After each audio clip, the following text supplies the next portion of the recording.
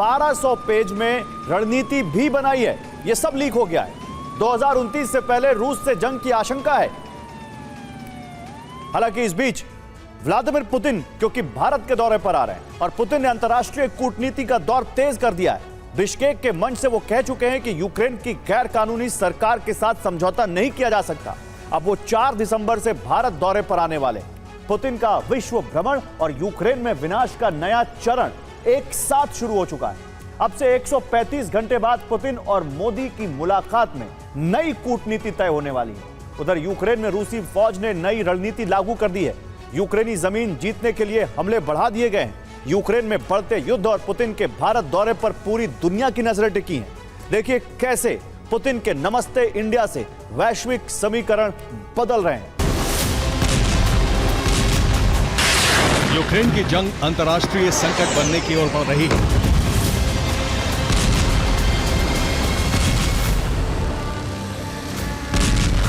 और इस संकट पर अपना रुख भी पुतिन अंतर्राष्ट्रीय स्तर पर स्पष्ट कर रहे हैं।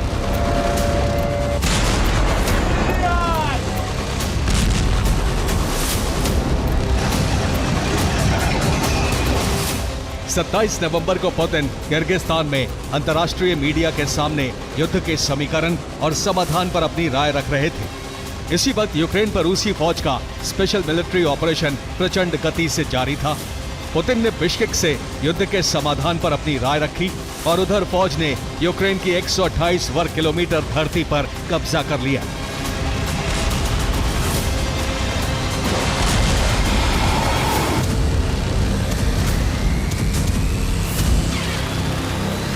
किर्गिस्तान के बाद पुतिन भारत आने वाले हैं। 4 दिसंबर को उनका विमान दिल्ली की जमीन पर उतरेगा।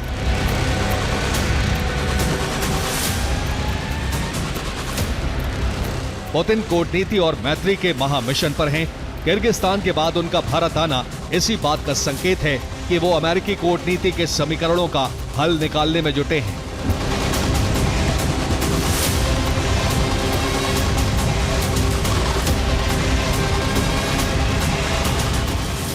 4-5 दिसंबर 2025 को पुतिन का भारत दौरा तय हो चुका है।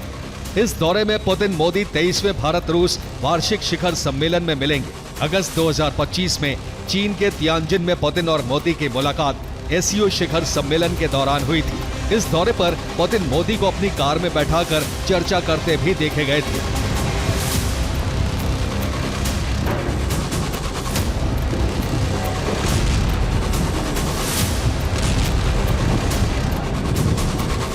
अगस्त की द्विपक्षीय वार्ता में मोदी पुतिन ने गहन बातचीत कर सहयोग बढ़ाने पर जोर दिया और यूक्रेन संकट के समाधान पर भी चर्चा हुई।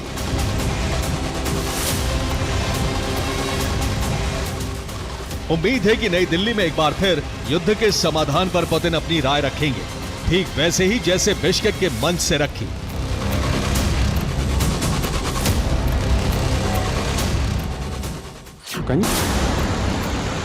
पुतिन के बयान से उनकी मंशा समझी जा सकती है। वो चाहते हैं कि रूस के युद्ध विराम से जुड़े फैसलों पर भारत चीन जैसी बड़ी शक्तियों की सहमति हो और इसी इरादे से वो भारत आने वाले हैं। एक तरफ पुतिन अंतर्राष्ट्रीय स्तर पर अपना स्पेशल डिप्लोमेसी ऑपरेशन चला रहे हैं और दूसरी तरफ रूसी फौज यूक्रेन में स्पेशल मिलिट्री ऑपरेशन चला रही है।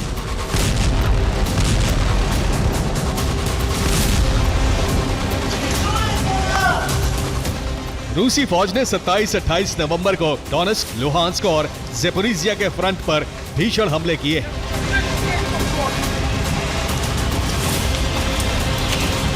ज़ैपोरिज़िया में रूसी फौज ऑपरेशन की रफ्तार बढ़ा रही है ताकि यहां ज्यादा से ज्यादा जमीन जीती जा सके। ज़ैपोरिज़िया में रूसी वायुसेना और आर्टिलरी ने बीती रात बड़े हमले किए हैं।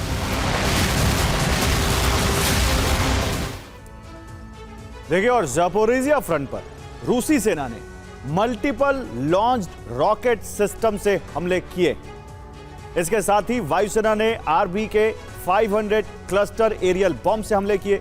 इनके निशाने पर यूक्रेनी आर्टिलरी इन्फेंट्री टुकड़ियां थी। इन हमलों में यूक्रेन के 30 से ज्यादा आर्टिलरी सिस्टम तबाह हो गए। ज़ैपोरिज़िया के फ्रंट पर यूक्रेन के 122 जवान मारे जाने की रिपोर्ट है।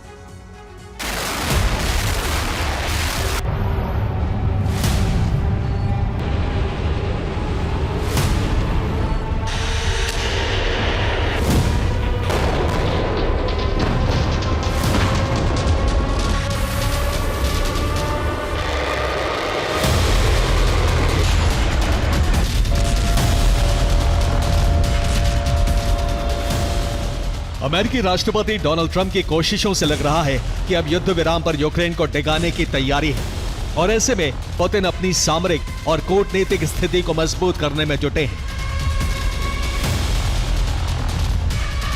पुतिन के भारत दौरे पर पूरी दुनिया की नजरें लगी हैं, क्योंकि इस दौरे से पहले पुतिन ने जो कहा है उससे ये तो साफ है कि ये दौरा सिर्फ भारत रूस के रिश्तों तक ही सीमित नहीं रहने वाला, बल्कि यूक्रेन युद्ध की दिशा और दशा भी तय होने जा रही है।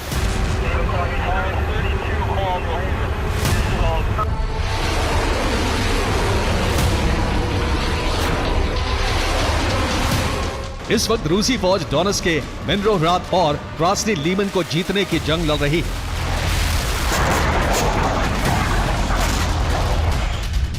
पुतिन ने कहा है कि जल्द ही क्रास्नी लीमन के फ्रंट लाइन का रूस तोड़ देगा। इससे यूक्रेन को जवान और जमीन दोनों गंवाने होंगे।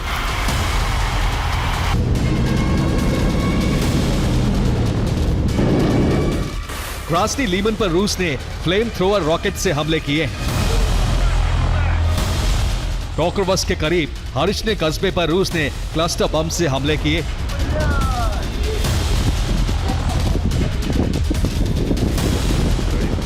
रूस के हमलों से वोवचांस्क शहर पूरी तरह खंडहर हो चुका है और घिरी हुई यूक्रेनी फौज कभी भी सरेंडर कर सकती है।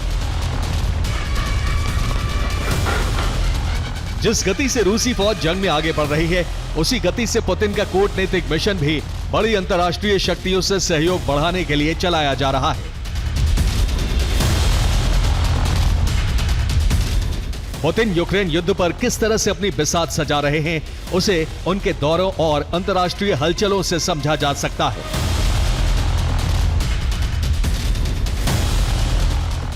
छब्बीस 27 जून को पुतिन बेलारूस के दौरे पर यूरेशियन इकोनॉमिक समिट में शामिल हुए। इसके बाद 15 अगस्त को अलास्का के एंकरेज में अमेरिकी राष्ट्रपति डोनाल्ड ट्रंप से मिले। 31 अगस्त से 3 सितंबर तक चीन के तियानजिन में एससीओ शिखर सम्मेलन में रहे। 8 से 10 अक्टूबर को ताजिकिस्तान के दुशांबे में CIS समिट में हिस्सा लिया। 25 से 27 नवंबर तक किर्गिस्तान के बिश्केक में CSTO समिट में हिस्सा लिया। अब 4 से 5 दिसंबर को 23वें भारत रूस वार्षिक शिखर सम्मेलन में शामिल होने दिल्ली आ रहे हैं।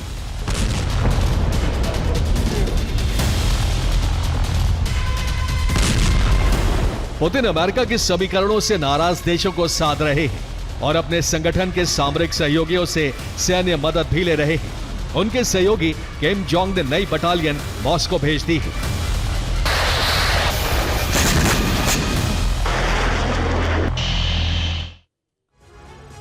और देखिए, किम जोंग ने स्पेशल ट्रेन से अपने जवान जंग लड़ने के लिए भेजे। यह स्पेशल ट्रेन 27 नवंबर को मॉस्को पहुंची है।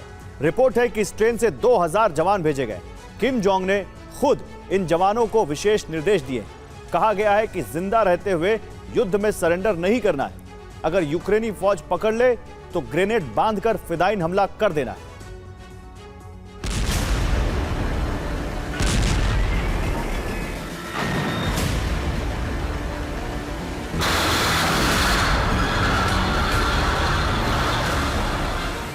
जंग देशों की अर्थव्यवस्था को कमजोर करती है। रूस भी उसी दौर से गुजर रहा है, लेकिन संकट के समय में अपने दोस्त और दुश्मन की परख हो जाती है। अब पुतिन अपने पुराने दोस्त भारत के दौरे पर आ रहे हैं। उन्हें उम्मीद है कि अंतर्राष्ट्रीय स्तर पर मजबूत शक्ति भारत युद्ध के समाधान में सहयोगी बनेगा।